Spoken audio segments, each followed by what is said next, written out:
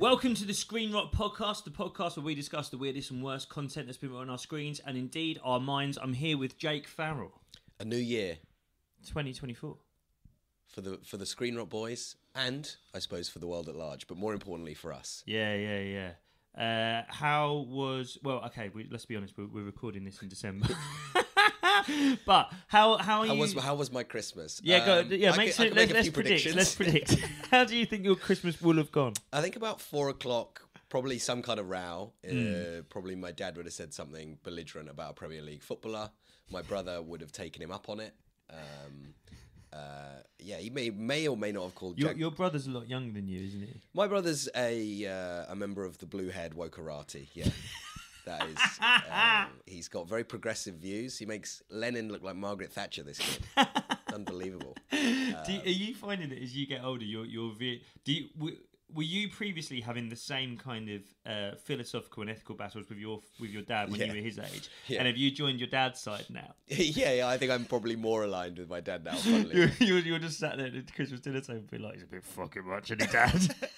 I think also the difference is that I was a very smug, kind of annoying, like teenager or young 20-something. My brother's just like a completely kind and mentally serene, like good bloke. So it's kind of different as well. Yeah. I think with my dad, he was probably well within his rights to be like, "Can you get a load of this fucking ginger prick?" But with my brother, it's like he's probably right. Do you know what I mean? It's a bit of a Principal Skinner, like, am I wrong? No, it's the kids who are out of touch. Like, there's one of them. What about your Christmas? How would you predict your Christmas has gone? The main concern, I'm trying to think how to speak. I don't know what tense I'm supposed to be speaking in.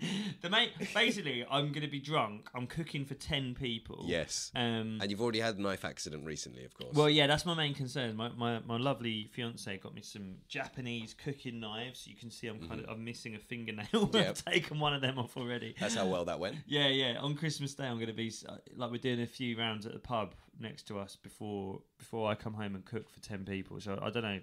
The next episode of this podcast, we're missing a fucking arm. Yeah. It's going to be like an amputee. Maybe we can get some kind of disabled podcasters benefit. If you can cut off one of your hands. Like a grant you can get from the council. 2,000 followers? Yeah, we'll cut off both of our hands, actually.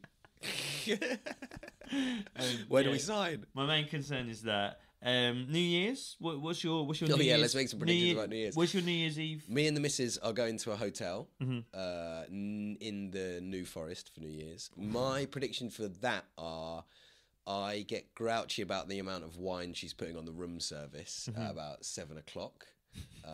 I get anxious about the poor service in the restaurant about 9. Yeah. If they're not bringing me drinks quick enough. And then I'm in bed by 11:30. don't even see the big moment. Yeah, that's how my New Year's went. What about you? Mine is going to You're still in hospital, of course, trying to find your hand donor. Trying to find somebody who can donate a hand.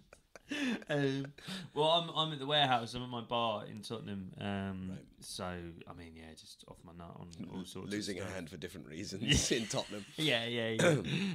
I think I'd give you a hand if you rang me up, kind of New Year's or like day after Boxing Day. Hello, mate. You right? Oh yeah. What's up? Do you reckon you could donate me a hand? I'd think about it.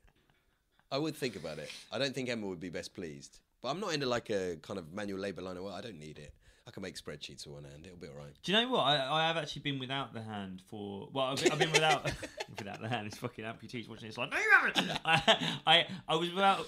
my finger was wrapped up. That finger was wrapped up. So you learned to live, right? It is fucking hard. It is really hard. Like, just losing the finger. Yeah. There's so much... You forget how much you need it for. You know, I can't shove out my arse. No. What else was I going to say? Have you got New Year's resolutions? Have you got anything you're planning for 2024 that you want to cut out, you want to add? What are you trying to do? Good question. I'm in a bit of a conundrum here because I fundamentally think that social media and Instagram is kind of like a literal stain on your mental health. But here we are promoting reels. Well, think of the reels. I think we have to get abused by Ahmed Yakub's friends. Oh, don't bring that up. No, we won't talk about that. So I think that's my New Year's resolution. How do we balance making one of the most beloved podcasts about Ahmed Yaqub in the world with not being on social media. Well, I think the problem with this, like anyone who makes podcasts, you have to be on social media to promote said podcast. Right. But the problem is ours is a podcast about social media. Oh no, we're double fucked. Well, we are. But I mean, that has been, we should say, like, the kind of history of this podcast, when I... And I still do just send you shit from social media all the time. There have been times that you've been in a kind of you've been trying to cut social media out of your life, and you've been like, please fucking stop. It's like you're an alcoholic, and I'm like, just try. What about this lovely brandy?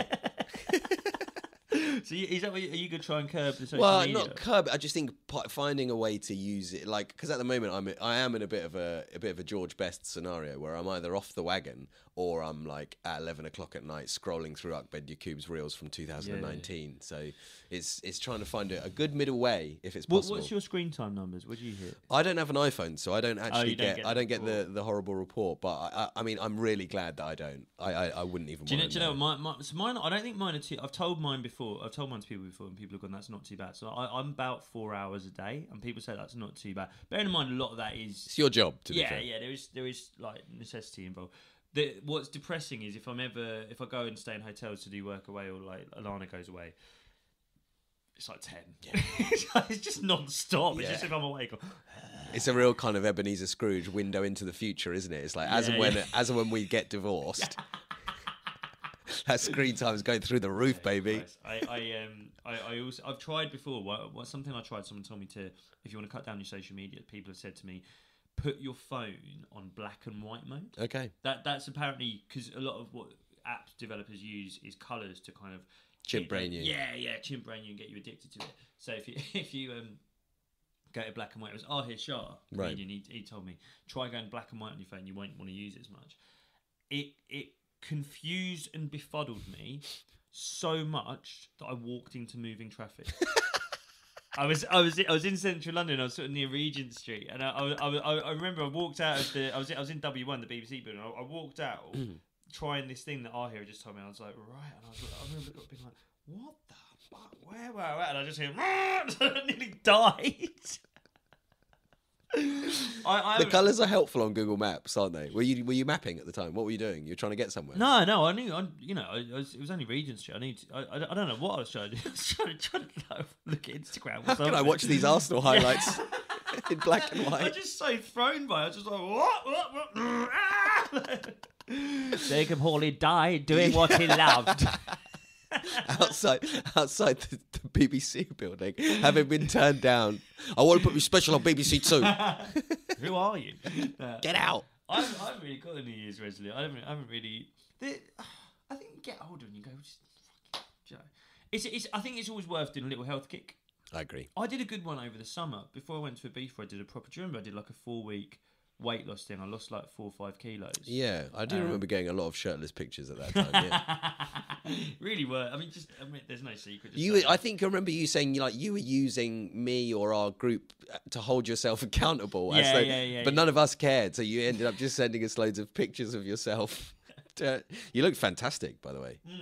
So I did get in good shape. Yeah. I took for a 3-week period in July. I'm not, literally, I went straight back on. But I will say, in front of I was. Do I want it? Do you want to say this? I took my shirt off in front of a prostitute in Ibiza, and she did. Oh, for God's sake! She did go, wow. I mean, she was being paid in a bad way.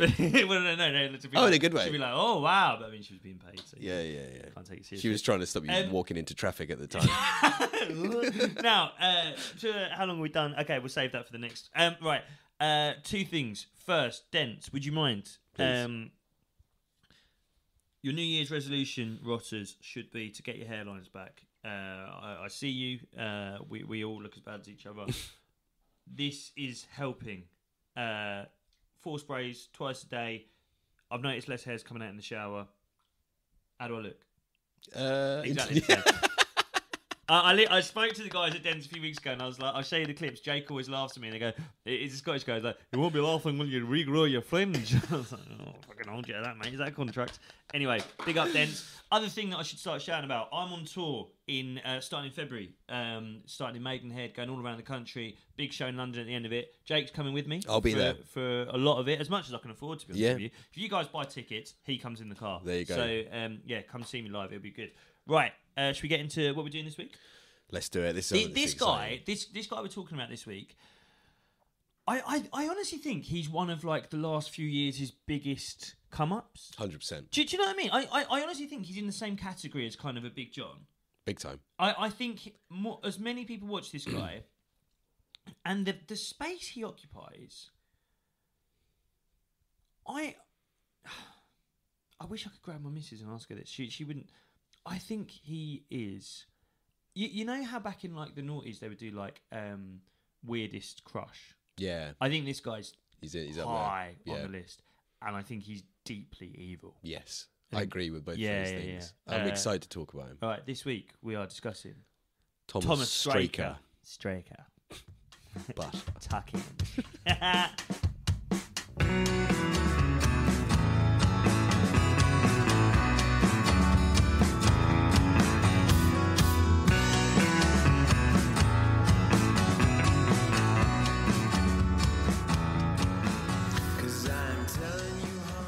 Hey brother, get on this. Wow. Okay, we've never even entered this realm before. So the first, I did actually do Australian, but it was too loud, so we had to start again. So I went South African. Diplomatic immunity, Mr. Martin Riggs. Whenever you do an accent, do you have to say? I often have to say the name of the country in the accent. South Africa, South Africa. Oi mate, get on this.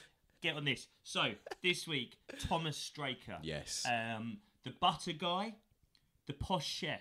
You know him. You know, everyone knows him. The floppy head, very, very posh, very butter.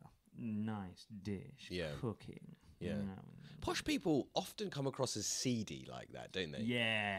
British posh people have that inherently, like, there's something wife swappy about it. Yes, there's something like. Well, for years, I remember reading about this, and it was one of those things where I hadn't noticed it until someone pointed it out to me. For years, American films would use posh British people as the villains. Yeah, for sure. Do you know what I mean? Like Bond film, not just Bond film, but like loads of American films. They're like, here we are. He's so Bond villain, Thomas Straker. So I remember again another one. Discovered him in lockdown, and it's clearly a thing where he's a chef in lockdown. What are you going to do?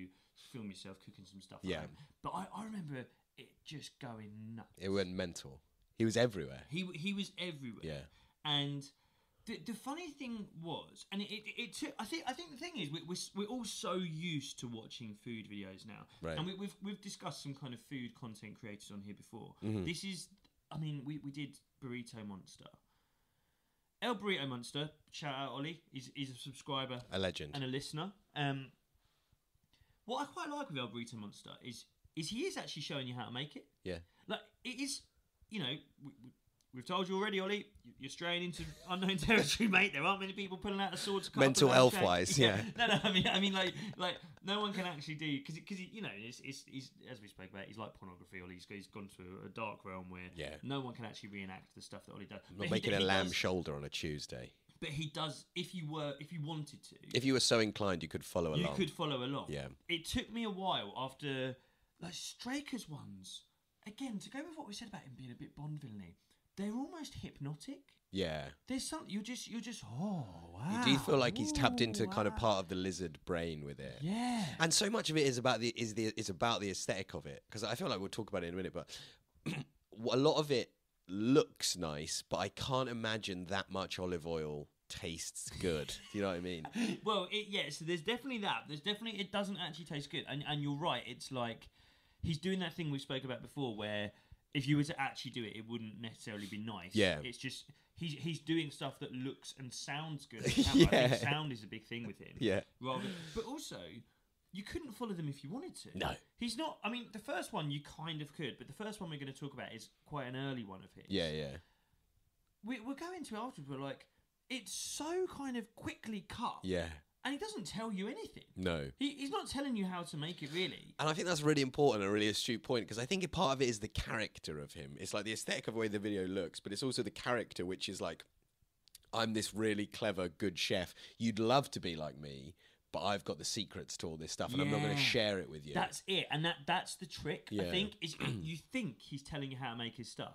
Really, he's leaving you none the fucking way. Yeah. You got no idea. You could like I've actually tried before. It's funny actually. I think I view his content as being quite feverish. Right. And mad. Yeah. And the reason for that is the first time I got COVID and I was really ill with it, I watched loads of his stuff when I was in the peak of like the fever. Right. So I was just like, just watching him grate a tomato. I was like, I'm losing my mind. But I remember thinking like, I actually want to make one of these dishes, and it was super simple, as a lot of it is. But I remember like trying to follow along. I was like trying to pause, and it like he cuts every half a second. You're like, whoa, stop. Yeah. What? He doesn't want to though, but he's like the guy like DJing at the party. He doesn't want you to put something on the aux cable as well. He wants to put Fred again on top volume. Oh, and he's very Fred again. He's very Fred again, isn't he? I think he's part of, and we'll talk about the way he's received later on, but I think he's part of a new wave of posh lads. Yeah. Who have snuck in. Wavy garms, palace posh lads. That's it. Because I think nowadays we do live in a world where, you know, there has been a correct backlash against kind of privately educated kind of posh guys. Yeah, like there is, I think people are much more conscious of privilege nowadays. Yeah. Like, you know, it was Christmas recently. Me and the missus watched Love Actually. You look back now and you're like, this is fucking nuts. It's mental. This is supposed to like represent modern Britain. They all live in Notting Hill. Yeah, in like yeah. 7-bedroom Richard house. Curtis has got a lot to answer for. He's like me when I was like fucking like 8 years old watching this in a terraced house. Be like, this is nice, isn't it, mum? Do you know what I mean? It's really idealistic. Whereas like now, I think if you brought out one of those like a sort of Love Actually Richard Curtis film nowadays, people would be like, that does not represent modern Britain. Yeah. Do you know what I mean? It's like people are very kind of up to that. Whereas people like Fred again, people like Straker, they've bought a baseball cap. Yeah. They've got a Carhartt fleece. Performatively scruffy hair. Yeah. Darling, come and scruff my hair up. I'm doing a bloody reel again. But I think there was a time in the 90s, right, where it was like, it was acceptable to be like, you're a sellout, you're a posh cunt. Like it was like a normal thing to do. Like, don't put your music on an advert. Don't be in a Disney film or whatever. Then it basically, we had this time where in the early 2000s and the kind of after that, where it was like, actually it's fine for everyone to do anything all the time. Yeah, Blur, like there was a kind of Britpop thing that got very flashy. Yes. Do you know what I mean? It's like you could kind of be a band who sort of, you know, we're from Rolling on, we're just like you, but we got a Rolls Royce. Do you know what I mean? Like I think that was I think you're 100% right. There was a kind of new Labour. Things can only get better, and you could be a bit. We're going to modernise the Labour Party. Yeah. And then after that, then austerity. Exactly, and then it became not fine to be posh again because people were starving, crucially. Yes, exactly, yeah. But also not just posh. You really had to be like, and I think especially in the last sort of 5 years, it's like, you fucking bastards, you know, admit it. And so, you know, someone like, you know, like our contemporary, like someone like Ivo Graham, right, almost has to issue an apology at the start of each set, be like, I know this is me. Yeah. To eat it. Whereas, like these guys, they don't give a fuck. They don't give a, but they're clever. They are clever. What I think as well is that there's been a spate at the moment of in comedy, people doing characters that are actually quite like them. There's like, imagine if I was. I'll name names if you want. Well, I would like to. Imagine if I was an advisor to a Tory MP that lived in Clapham. Well, Josh Berry, could I imagine that? Could I imagine that? Wow, I think. Do you know what, Josh? I reckon I probably could imagine that. He asked me for a lift to a gig once. This is before he's obviously moved to London now. Right. And I was like, yeah, where do you live? And he's like, I'm in this really nice village just outside of Oxford. I just Googled it. I was like, fuck hell, mate. So you're acting when you pretend to be a Tory advisor, are you? Or is that just the line of work that all of your family And it's like also like Jonathan Pye as well. Oh, Jonathan Pye, the actor that plays Jonathan Pye is pretending to be someone that would shoot up a school because his mum won't have sex with him. Oh wait. He's the actor that plays Jonathan Pye makes Jonathan Pye look the most normal man alive. Yeah. But then there still is that kind of element of deceit. Yes, and Straker's in the same boat. He's like, imagine if I were a seedy, smug, posh cunt that you hate. Do you know what, Tom? Yeah, I reckon I probably could imagine that. Imagine I'm a seedy, smug, posh bloke at the house party in Clapham pouring olive oil all over the crisps. Yeah. I could see that, Tom. There's a funny thing with people like him where I can't tell. Have you noticed how, like, the richer someone is, or the richer someone's family is, the scruffier they're willing to be? And I can't tell with him whether he's whether he's taking off his tweed suit to put on the Palace t-shirt to kind of come across a certain way to be accessible. That's how they hide now. Or does he just not give a shit so much that he doesn't wash his hair? I can't tell. I can't tell whether it's a deliberate deceit thing. Maybe a bit of both. I mean, I noticed that growing up, like, you know, when I was like sort of like 22, 23 and you're sort of going out and stuff. Yeah. And that I think that's the first time I started, sort of through comedy and stuff, I was mixing with properly like loaded people. Right. People from like proper rich families. Right. And they'd come out on a night out and stink. And like where you come from? You really make an effort. That's you the lowest of the in low. Hair, Yeah, you shower. You know, I mean, you know, me and my mate shit, shower, shave. That was the big thing three before you go out. I mean, I don't even need. I don't need to now. But I would. It's just because I was making an right. effort. You'd notice that with posh people, they make no effort for anything. No. And they couldn't care less. And it was easier when you could identify them by the smell and by the Barber jackets. But now, like I say, he's got a Patagonia gilet on. He's got some Birkenstocks with no backs on. Yeah. He's got a very expensive baseball cap on from Norse Projects. Like, where are they? They're hiding. But we know that. So I know that a Palace t-shirt costs £120, right. and when he wears Supreme, you know, he has to pay for an aide to go and queue at the fucking shop. You know, a 15-year-old from Kensington. Yeah. But I think a lot of people go, oh look, maybe he's not so different to it. We'll watch this one. Let's watch this first clip. This is one of the first ones that went quite viral. Think about the way it's made, but also think about how, like, it's so simple. Right. Why does anyone care? Right, let's have a look. Right then, it's pancake day. Let's make crepes. Sieve the flour and caster sugar into a bowl and make a well. Crack in the eggs, add the salt. Start whisking the eggs and add the milk in 2 stages. Leave the batter to rest for 30 minutes before adding the melted butter. Fry in a lightly greased, medium-hot pan. Flip once coloured on the bottom. Nice oven. Add caster sugar, oven. lemon, fold, repeat. Fold again, whack Sugar on a and plate. lemon on there. More sugar, and tuck in. So that's an interesting one because that's an early Straker. That's an early Straker, and he used to have catchphrases. He used to have catchphrases, and also he's posher. I couldn't even think how much posher he's so posh there. He's toning it down. Yeah. See, I mean, as I say, this is early Straker. Early Straker, like early Neil Young or something. But he had 2 catchphrases at the start. Every video would go, right then. He'd be like, right then, let's make a pancake. and then at the end he'd go, and tuck in. Right there. Tuck in is so rank. It's so like, this is what Mummy used to say when she'd let me come home from boarding school for the evening and I'd be allowed a little pancake. Why don't you tuck in, Thomas? It's proper. Tuck in. Me and my mother have got a totally normal relationship. Yeah. Mother, may I have another pancake? Of course, Thomas. Just ask the bloody servant to make it for you. Tuck in, Thomas. Film her doing it, and if she dares complain, strike her with a cane, and then tuck Mother, can I lick blackberry conserve off your finger? Yes, Thomas. Tuck in. Tuck in.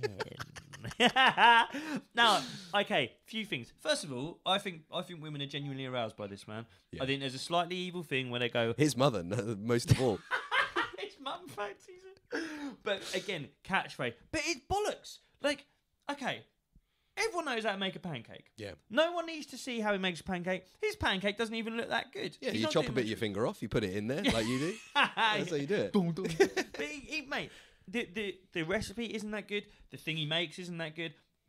So what is it? Why did this go viral? He's a dirty dog. He's a dirty dog. He knows what he's doing. He's a pig. He knows there are subtle things, the noises. I think a lot of it, I honestly think a lot of the success, we'll watch the next one in a sec, a lot of the success of his videos, do you know what I'd compare it to? So my daughter and my son's not quite old enough yet. When you show your kids things like Peppa Pig, and I almost don't want to say it too loud because if she hears it, it's honestly like a drunk hearing wine. What? It's like, like Father Jack in Father Ted, like drink. That's my daughter if she hears Peppa Pig. Yeah. Someone plays Hey Dougie 3 streets away. She's out there sniffing the air. Drink. No, hold her back. Get the straight jacket out. It's because they when they make those programs, they literally scientists test the colours, test the noises to make them as addictive as possible to children. That's what he's done. Yeah. He will have. I fucking guarantee you, he'll have used some kind of agency in Soho who will have they'll be like, tap the bowl a bit harder and use a metal spoon, Thomas. Okay, ding ding. They'll like that. That's honestly the level of evil. Now, the next his stepdad's agency in Soho. Oh, mate, you can guarantee it. You can guarantee it. So the next one, again, it's the most simple shit you've ever seen in your life. I really object to this one. This is not nice. No. This isn't nice. But this one he goes narration free on this one, I think. Though, this is more modern, but the reason he's gone narration free. Yeah, this is mid Straker. This is contemporary Straker. but this is where the overlords, the evil fucking scientists that he uses to generate this stuff. Yeah. This is where they said to him, "Drop the catchphrase, Thomas. You don't need it anymore. You're above it." This is Fred again's third album. They've learned leave it to the imagination. Yeah, they've Tuck in is for you and mummy. But it's because it's all about ASMR now. I'm sure of it. This is the reason we like this is the noise. I think this is really let's watch it and then I'll So he's making... This is pan con tomate. Pan con tomate. Mr. Bond, pan con tomate. You love eating it just as much as I do. He's frying the bread. No one does that. You fucking prick. Big colours, loads of olive oil, big chomp. I'll miss this during the winter. Oh, shut your fucking mouth. Idiot. I'll miss this during the winter. I'll miss this during the... Oh, do you know what I miss during... tomatoes. Do you know what, do you know what I miss during the winter? I miss fucking being warm because I can't afford to put the heating on, you fucking prick. I miss my pan con tomate. Do you? Fucking hell. You're going to be missing your fucking teeth in a minute if you don't shut the fuck up. There are people's grandparents all over the country huddling in leisure centres because they can't heat their houses. What do you miss in the winter time? I miss a good pan con tomate. It's tomatoes on toast. It's tomato, mate. It's not even nice. You've grated a fucking tomato. You might, if you like it that much, mate, just grab the bottle of olive oil, do it like a tequila shot. Yeah. Salt, olive oil. Just miss out the middleman. The tomato afterwards. You might as well do that. But I think you're completely right. The first one is more traditional, bit of narration. It's more like a recipe video. Whisk it. But he's got down to the scientists at like, I don't know, what kind of worm industries. Soho media agency. They've said, look, you don't need that. You just need to boil it down to the lizard brain monkey activation. Colours. And mate, olive oil. We'll watch it again. I swear to you, there's a beat. I swear to you, there's a noise every dum, dum, dum. Right. Do you want to watch it again? Listen out for the beat. Listen, it's mad. Oh, yeah. This is pan con tomate. Pan con tomate.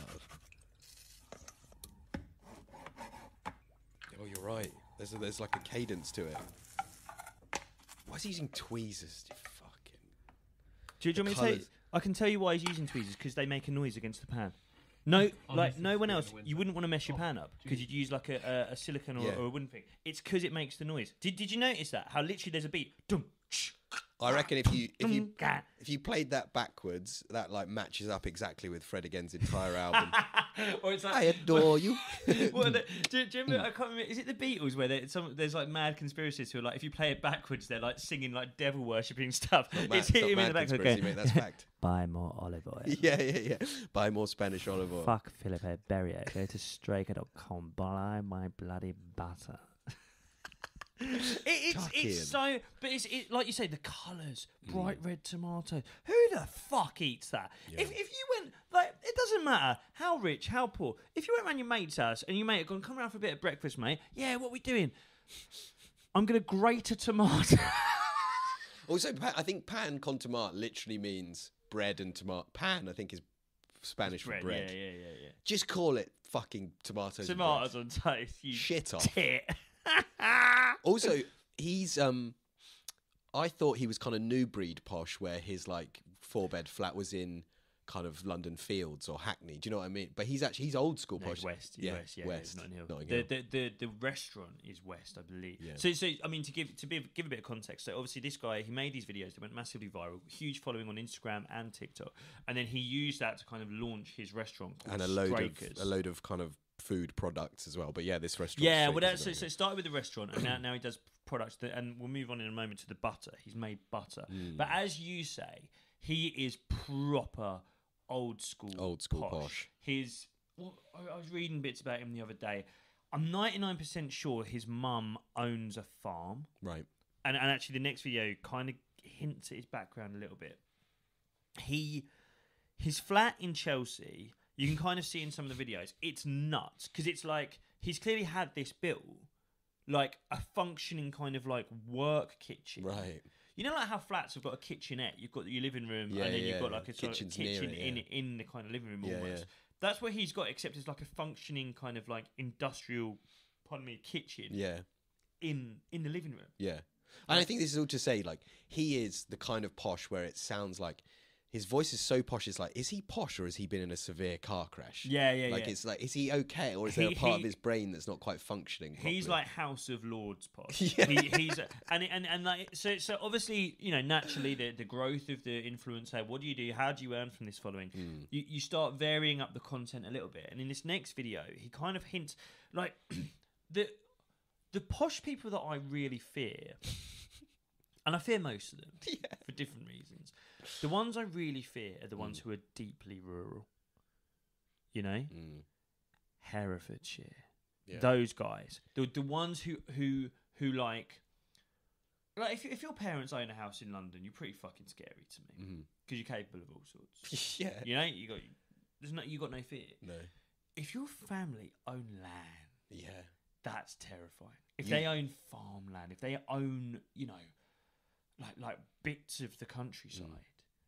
What the fuck are they doing out there? And I think you're scared of it because you're particularly susceptible to them because you're a good-looking chap trying to make it in the entertainment industry.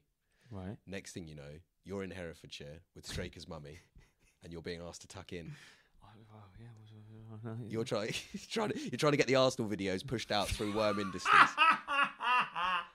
Look, I just need a couple of months, right? Just help me a couple of months. Okay, we can do that for you, Jacob. You just need to tuck in. Lick the compost off my finger, Mr. Hawley. I don't really like combo. I ain't got sweet tea. Have you got any sunpack? You can walk. I've got sweet tea. You can walk around my garden talking about Manchester United all you like, Jacob. Just lick the compost. Oh dear, my husband's outside shooting his gun. Have you ever thought about doing videos about the rugby? Yeah, that's how they'd get me. Hey, oi, you Sale Shark fans, what's your season like? Saracens, let's talk about it. That's what this kind of hints at his back. So, and this, by the way, the other thing I'll say, and we're going to get into this in a bit. I'm not sure how great I feel about talking about this, but fuck him, he's horrible. The guy's got a family. He's got 2 kids. He did. Well, he's not got a family anymore. Dating the Princess of Greece. Yeah, well, let's have a look. The only reason I want to bring that up, I don't have time to fart. You know what my life's like. New Year's Eve, to be able to go to a party at my own bar, I'm going to have to bring my kids with. Can you hear me? I'm going to have to bring my kids with me for a bit. But you don't get much free time as a parent. Get your farting done in the car on the way there. This guy's somehow got the time to drive around the fields with a fucking Springer Spaniel. Well, let's watch, because I've got a thing about this that I want to raise. But let's watch this video of Straker in the countryside. So just up here on the top of Hay Bluff, actually, and it's growing in amongst the heather. We've got all the bilberries. Got his growing. Jeep. You can make something fantastic, bilby jam. Bilby jam. Like a compote to go on your breakfast or a tart. It's completely wild. After I found the berries, I went to the reservoir and started cooking a barbecue. I grilled up some beautiful lamb chops, reared by my mum. Reared by my mum. Hey, dog dogs. What is it? Dog dogs. And some homegrown courgettes. Straker's beer. This is the life. This is the life. Loads of lemon on it, and we discussed it. It just tastes of lemon. Now, This is important because it's like you said, when I saw this and when I saw this early content, I was like, he's there. He's got his Birkenstocks on. He's in his flat in Hackney Fields. He's a single man. He's a wavy garms single man. He's out on the prowl. And yeah, he's an eligible bachelor. Just a Sunday afternoon with a dog. Exactly. Yeah. No one else there. But he had reinvented himself because before this, before he found out about Berghaus and Patagonia, he was just a standard issue, posh barber wanker. And he had a wife who looks alike, and we looked at the story in the Daily Mail. She looks exactly like the lovely private school wife that he would have, and they looked like they had the lovely private school wedding that they did have. They did. And he got a bit famous on Instagram, and he fucked it all off. I want to tuck in. He actually, he thought he was going to be like a kind of good but jobbing chef for his whole life. Suddenly becomes a megastar and finds out about Arctrix.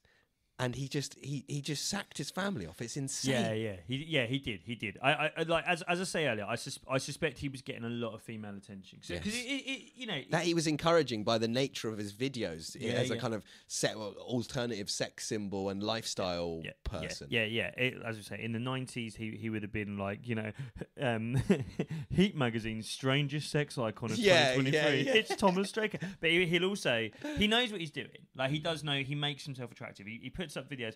I went for a cold water swim this morning. Fucking 12-pack. Do you know what I mean? So some the amount of olive oil he's eating, he shouldn't look like that. No, but some personal trainer in West London. Worm Industries have found it. I mean, fucking bravo to whoever it is. Yeah. But and so I mean, I wouldn't rule out that this guy is a character created from scratch. Well, this is so. Sometimes we do comparisons about these people. Who do they remind you of? And do you know who he's? He's one step away from Francis Bourgeois. Frankie, you know the man. Franny Bourgeois. You don't hear much about him anymore, do you? Yeah. Is he still out there? Well, he is still out there. I mean, he's still chasing trains around, bless his heart. We never really did him because I guess his wave kind of crashed before we started this show. But Francis Bourgeois, for people who don't remember him, he was the kind of posh. Today I'm at Swindon Station because the 9:32's coming and it's my favourite train. Now, the interesting thing with Francis Bourgeois, a lot of people kind of like, it was that weird thing of people going, no one was quite saying, he's autistic. Everyone was like, oh, this is sweet. And then you want to go, why is it sweet? Yeah. Well, it's because you think he's disabled. He wasn't.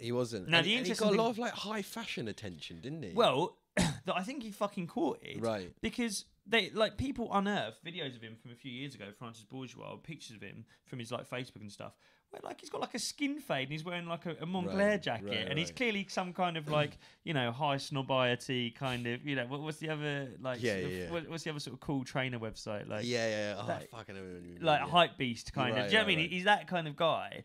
Clearly posh, and is clearly giving himself a little good-looking son of a bitch as well. Good-looking guy, giving himself a kind of. He was on like modelling websites, right? And Francis Bourgeois clearly went, fuck it. Like he's clearly like a fairly well-off bloke, and he went, I've tried going down. I've tried being a tracksuit guy. I'm going to go up. Yeah. I do wonder if there's a bit of that with Straker. Whether this is a bit of an act. Yeah, I think it probably is, and like because like from the earlier stuff where it's like, he was just a kind of normal posh boy, like a Clapham posh boy, and he decided to be a Hackney Fields posh boy, and that's cooler. And like also this was kind of happening at the time. Do you know that TV show The Bear came out? Yeah. About the kind of cool chef. Yeah. With nice hair. Chefs are sexy. Kind of, people like chefs. Chefs are sexy. And this is kind of all happening at the same time, and like you say, colours, music, beats, fry your bread. Like it was all just a kind of like perfect storm. Well, that was good. I forgot to say earlier, by the way, that pancake video. It's like Frankie Stew and Harvey Gunn is the music in the background, right. And again, that's some kind of like Soho social media guys gone right. They're hip hop, but they're kind of like Brit school. Yeah. Do you know what I mean? It's like they've been to private school, but they sort of imply they're depressed, but it's hip hop. Yeah. To your point. It's perfectly everything's curated. Perfect, and I don't think that was him. I think he was like a really untrendy poshman. And he's like the guys at Worm Industry have sent him out with a bit of budget into Carnaby Street, and he's come back looking better. As you're alluding to, I think what's kind of painful with this video is it's like, so much of social media is kind of idealistic. It does remind me of I think I spoke about this before. Like when you get wellness influencers, they remind me of the kind of beauty standards thing of the 90s. Right. Like the reason women like to look at glamour models back in the 90s and noughties is they showed them an impossible version of their life they couldn't attain. It actually made them feel worse about themselves. Right. And I think that's what a lot of wellness influencers do. Like, what guys? Why don't you just meditate for 2 hours a day, then go for a cold water swim? He's that, but for cooking. This video we've just watched. Well, yeah, exactly. How should you make lamb? Well, what you should do is get a very expensive Jeep, put 2 Cocker Spaniels in it, drive to rural Wales near a reservoir, light a barbecue that would cost £3,000 that you wouldn't be able to carry on your own. And if your parents don't own a reservoir, just go to the pond that they own. It doesn't have to be a reservoir. My parents own a reservoir, but yours don't. But yeah, as you're saying, it's not just the kind of thing of this is impossible for anyone to reenact. The main thing is like, and this is something we say in our group chat of like, you've got a boy. Yeah. And he's got 2 daughters. You've got 2 kids. What the fuck are you doing? And his kind of contribution Take your kids out for the weekend. His contribution to the like, no one would ever actually do this, but you kind of want to watch it, is the one thing we haven't spoken about yet, and is what the last video is about. It is the contribution he's made to British Culinary Society over the last 2 years, an obsession with one thing. Butter. All right, let's watch it. This one is absolutely crackers. Welcome to episode 18 of All Things Butter. This is Café de Paris butter, and it is delicious. Tuck in. Yeah, the little beats again.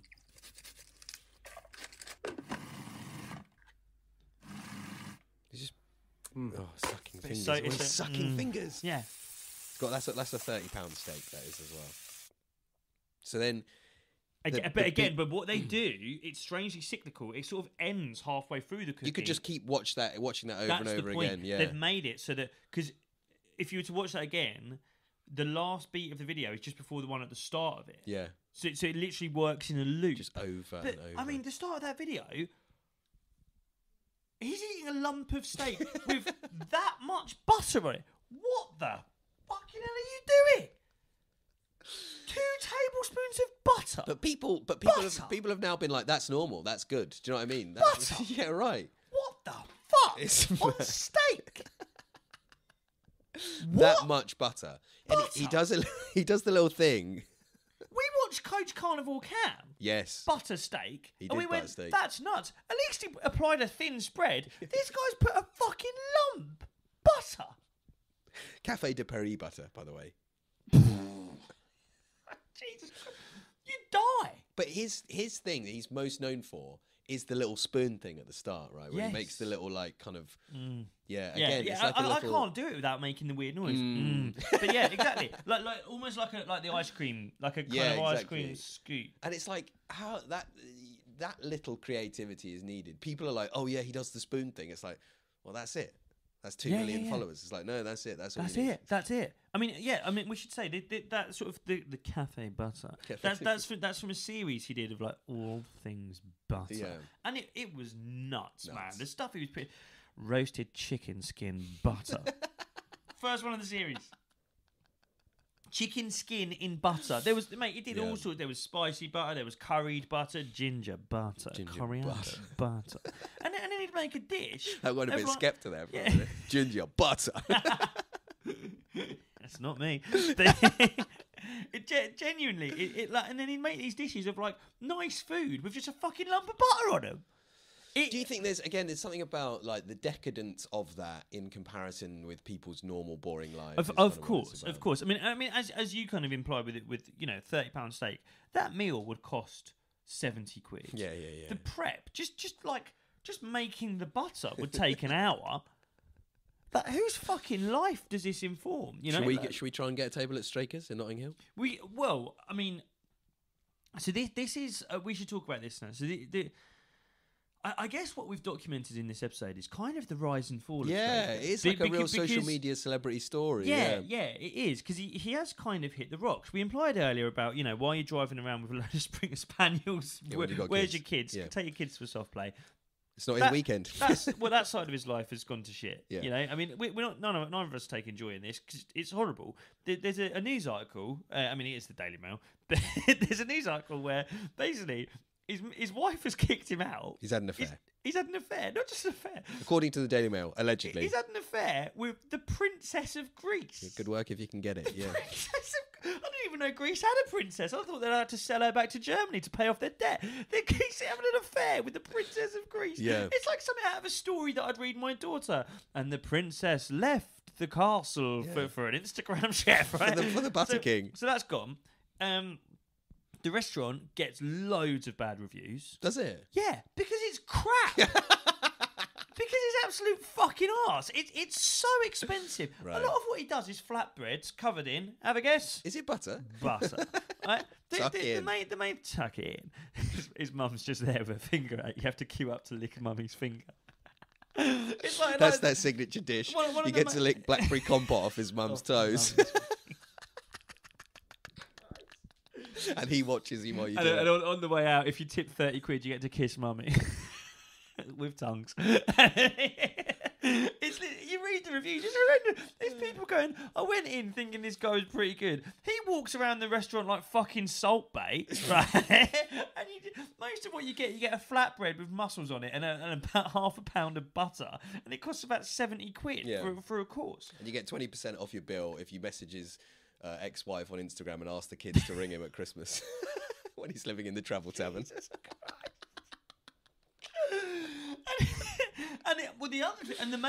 The main thing where it's hit the rock, we should say the cancellation. He was semi-cancelled, yeah. He was semi-cancelled. I mean, the thing is with guys like this, and I'm not going to say I've got respect for this, but there's something, you get to a level of impunity where it's almost Trump-like, where he's like, he doesn't like his response to the cancellation. And it was we should say it was because he put up a picture of the restaurant and it was the chef team and they were all. I mean, they were all. I mean, it looked like we've got a picture. We'll put up. I'll put the picture up here. Yeah. And it looks like they're all like the default wrestler on like WWE N64. They just all look exactly the same. They look like they've been copy and pasted. They look like Harrow on the Hills lacrosse team. 2017. It looks like the Clapham Sevens rugby. Like Thomas, Graham, Dominic, Artie, Bertie, Carty, Marty. 7 fucking posh lads cloned, and they all speak like it. It's funny because you get some of them to do videos on their page, and it's like, today it's Marty. I'm going to show you how to strip a grouse. It's like, and obviously, so the comments he put up like, meet the team at Strakers, and it's just fucking like privately educated white guys, and naturally you get a load of people being like, oh, nice one, Tom. Nice, restaurant in central London. You haven't got any black people, West any women, London anyone as from well, any different backgrounds. Yeah. And his comment, and I don't even need to read it. I know it word for word. He was basically like. He was basically like, I don't care. I remember he put this thing, be like, I see a lot of people criticising me. I hire the best in the business. He said something like, there isn't much talent in the catering industry at the moment. Yeah. And then he finished off this non-apology. It was the best thing I've ever read, being like, I want solutions, not problems. Or like it was something like that. It was like, give me solutions, not criticism. Yeah. If you want me to hire different staff, tell me who to hire. He literally was like, send me CVs if you think you could work. What, me? And that's your job. Yeah, exactly. Yeah. If you don't like my hiring policy, come and hire for me. I can't be bloody bothered. That's the most old money. Like, yeah. Yes, I knocked your cottage down to build my outhouse. If you didn't want me to do it, you should have built the cottage yourself. What? How is this my problem? You hire some Asian people for me. I can't be bloody bothered. I don't read CVs. Hello, this is Thomas. Could someone hire me an Asian chef, please? I'm off to tuck in. Goodbye. Yeah. It is, man. It's like the unblinking arrogance of like, 100%. You can't touch me. And he did do like a kind of proper apology the week off. And also, actually... Oh, did he kind of bottle it afterwards then? Yeah, he came out being like, I am so sorry. After consultation with the guys at Worm Industries, I'd like to apologise. Do you know the really frightening thing? So this happened a few months ago. I think it was over the summer that it happened. And I obviously, when researching for the podcast, I was like, I want to find where it happened. So you Google like Thomas Straker apology, and it comes up with like you come up with like the Metro did an article about it. You know what news is like nowadays. They make news articles based on social media storms. So like there'll be a Metro article going on social media. Thomas Straker got comments saying, went to click on the links. Dead. All the links dead. Worm Industries have got to Worm Industries have got to MSN.com. Big Straker. You can't read about it. Yeah. The post is gone. The comments are gone. It's all gone. Worm Industries have taken it all down. He's untouchable. Memory hold it. Mummy got to them. Mummy got to them. Mummy got to them. You won't be tucking in now, will you? I think he's the power of Thomas Straker, because as much as we're saying he's on the rocks, he's not. He's still flying around the world. You know, I'm off to the Isle of Skelly with Berghaus. Berghaus have sent me to the Isle of Skelly to show you how to strip a monkfish. That's so funny. Berghaus, we will go to the Isle of Skelly. Yeah. We can go instead. We'd like to apologise in the same way that Thomas Straker apologised to his wife for cheating on her. He didn't apologise. He didn't apologise. It was the fucking Princess of Greece. Couldn't Look, care less. darling, what am I meant to do? I'm famous now. If you didn't want me to have sex with the Princess of Greece, you should have. I want problems, not solutions. If you want me to stop cheating on you, then give me something else to do. I'm bored. Yeah, if Berghaus or anyone else wants to send us around the countryside shooting pheasants and drinking, we'll do it. I mean, we'll end up shooting ourselves. And by the way, if Worm Industries or Thomas Straker's mum have us offed, all right, me and Jacob are in fine mental health. We have no intentions of killing ourselves. If we are reported to have committed suicide in the next 2 weeks, it's Straker. Go to the police, all right? Do not believe what the authorities tell you. We might not look it, but we are happy, healthy men, and we're having a nice time. The next episode next week. My name's Thomas Straker, and I'm now presenting the Screenrod podcast. And it's just the zip of the body bag. Sort of chucking it into the sea.